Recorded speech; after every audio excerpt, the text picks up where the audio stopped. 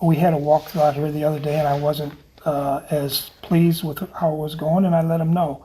So, you know, I'm demanding, I guess, as far as, you know, how much I've changed from the time I've been here to then. You know, I can't tell you yet. It's going to happen, you know, during the course of preseason, the games, and, you know, and go from there. But, you know, I got a job to do, and to get these players to play the best that they possibly can play, be as disciplined as they possibly can be, and play together as a team, you know. So we have to get guys understanding their roles and what is asking them to do. You know, and I don't know if I've said this in other press conference, but one of my big sayings all the time is, do your job so someone else can have success doing theirs.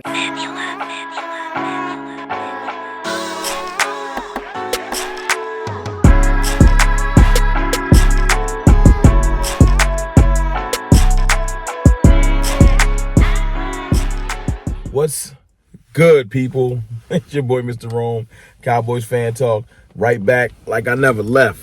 What's up with y'all, man? As you can see, I'm in studio car or car studio, or whatever you want to call it.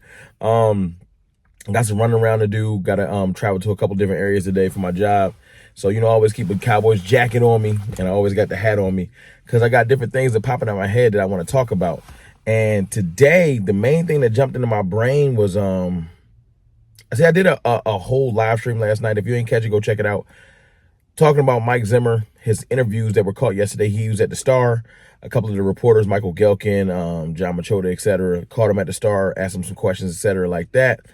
And then there was a podcast that was released a couple days ago, 3 or 4 days ago, the Doomsday Podcast from Ed Werder, and I forgot the other gentleman's name, from ESPN, talking to Mike Zimmer about, you know what I'm saying, what he wants to do with the Cowboys and things like that. And the one thing that stood out to me was what I played in the beginning of this video. Mike Zimmer in both of these interviews talked about just corrective behavior or being assertive and letting the players know when they made a mistake. And I know that sounds minor, it sounds minimal. That's fine. But it's such a big deal when you've been dealing with a coach that's more of a uncle or a friend or player's coach or whatever you want to call it, and Dan Quinn. Dan Quinn was not horrible. A lot of people have been making a point to let me know in my comments recently. Dan Quinn led the #1 defense, and Dan Quinn did this, and Dan Quinn had us lead the league in turnovers, and one year we led the league in sacks. And I'm not saying Dan Quinn was a bad coach. I'm not saying he was bad. I'm saying that his philosophy got stale. I'm saying that he never had any preventative measures for repeated mistakes. I'm saying that he didn't go back into his bag and figure out why he couldn't beat the Mike Shanahan system. He did not have holes in his system or in his game. That's all. People be thinking it's not an attack on Dan Quinn. He ain't a Cowboy no more. He ain't that important. I'm just using him to diametrically oppose himself to Mike Zimmer, because Mike Zimmer is more of a, hey, I said to set the edge. Set the edge, or you're going to sit down. Like that type of a coach. Dan Quinn's like, you ain't set the edge, but I like that pass rush technique. I liked it. Like, he was just a different style of coach. And we've had him for 3 to 4 years, and it was time for something different. He had been trying to beat his way or get his way out of Dallas for 2 years. Going on multiple interviews and everything like that. He finally got his job. He's a division rival, so now he's the ops. That's another discussion. But opposed to that, and on the other side of that, it was just too much friendliness. The players loved Dan Quinn because he never told them they did nothing wrong. There's no way that playoff game could have happened, I said this last night, without him saying, yo, I'm getting on this elevator. We getting blown out. Coming down from the booth in the middle of that Packers game, walking through the hallway, getting to the sideline, calling a timeout, and pulling his players to the side. Like, what is going on with y'all? Like, that's what I'm saying. Mike Zimmer said yesterday, as a matter of fact, let me let y'all hear it. He's been trying to ask a question 3 times. Good awareness. I appreciate that. During games, I believe you'll be on the sideline, not the booth, as some choose to go about it. Why to you is that the right move, and what comes with that? Well, I've always been on the sideline, number one. And number two, you know, I want to catch them when they come off so I can talk to them. And if there's adjustments that need to be made, then I want to be able to sit down and do it with them. And, you know, a lot of times I tell them if they mess up, go on the other end, don't come by me. He said simply, hey, man, when they come off the sideline, I want to catch them so I can talk to them about what they're doing wrong, right, whatever. And if you're doing something wrong, you might want to go off on the other side. Like, go down, don't come over here near me. Now, he said it tongue-in-cheek, jokingly, but nah, he's serious. Hey, I'm trying to get this stuff together. I'm not playing with y'all.